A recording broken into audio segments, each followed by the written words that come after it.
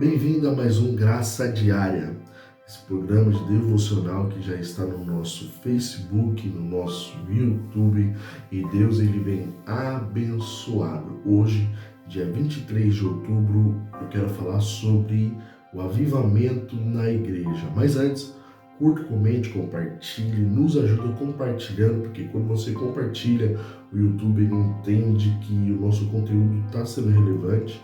E o mais importante é que a palavra do Senhor tenha sido pregada. Amém? Deus abençoe. Então vamos lá. Hoje eu quero ler para vocês o avivamento na igreja, o avivamento em Coríntios. O texto está em Atos 18, que diz assim: Depois disso, deixando Paulo Atena, partiu para Corinto. Teve Paulo durante a noite uma visão em que o Senhor lhe disse: Não temas, pelo contrário, fala e não te cales, porquanto eu estou contigo. Ninguém ousa fazer-te mal, pois tem um povo nessa cidade, e ali permanecerá 1 ano e 6 meses, ensinando entre eles a palavra de Deus. Amém? Então, sabemos que Deus ele deu essa visão para Paulo e orientou ele aonde ele iria estar. E o que eu acho engraçado é que Deus ele sempre nos guia, o Espírito Santo, ele sempre nos guia a fazer a vontade dele, a fazer o que ele quer. E o que eu acho engraçado é que há uma diferença gritante entre o lugar, a cidade de Corintos e a igreja de Corintos. Sabemos que a cidade de Corintos era um ponto comercial, era uma cidade onde que tinha bastante riqueza. Só que lá nessa cidade também tinha o templo de Afrodite, que é uma deusa do amor. Então, era a cidade de Corinto, era uma cidade moralmente corrompida. Era uma cidade que as pessoas se davam, se vocês estão me entendendo. Então era uma cidade moralmente corrompida.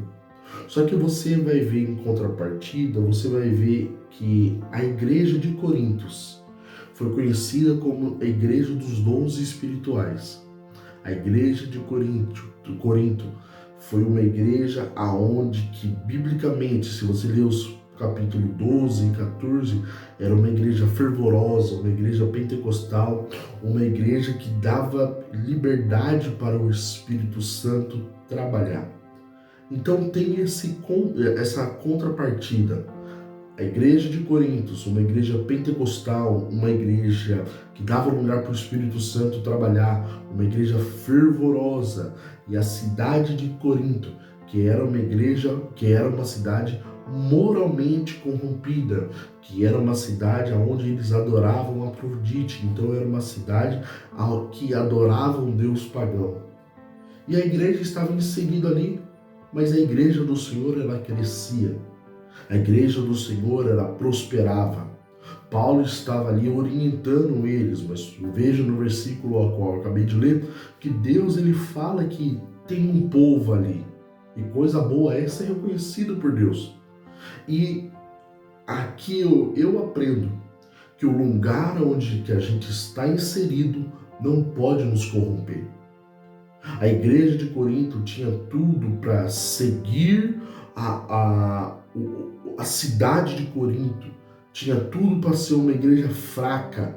Paulo poderia ter ido lá para falar: olha, vocês não podem adorar Atena, você não pode se dar a legalidade sexual, você não podem fazer isso que a cultura do lugar faz. Não. A igreja de Corinto, ela crescia, era uma igreja avivada, uma igreja pentecostal, uma igreja fervorosa, uma igreja onde que dava legalidade para o Espírito Santo de Deus trabalhar. E eu aprendo que não é um lugar que nos corrompe. Eu posso estar trabalhando numa das piores empresas, mas isso não pode me corromper. Eu posso ir para a academia como crente, mas a academia não pode me corromper. Nada aqui nesse mundo pode nos corromper. Aí você pega a Bíblia e você vai ver que Daniel não se corrompeu, José no Egito, porque ele não era do Egito, ele estava no Egito, mas ele não era do Egito. José no Egito, ele não se corrompeu. E a igreja de Corinto também, ela não se corrompe.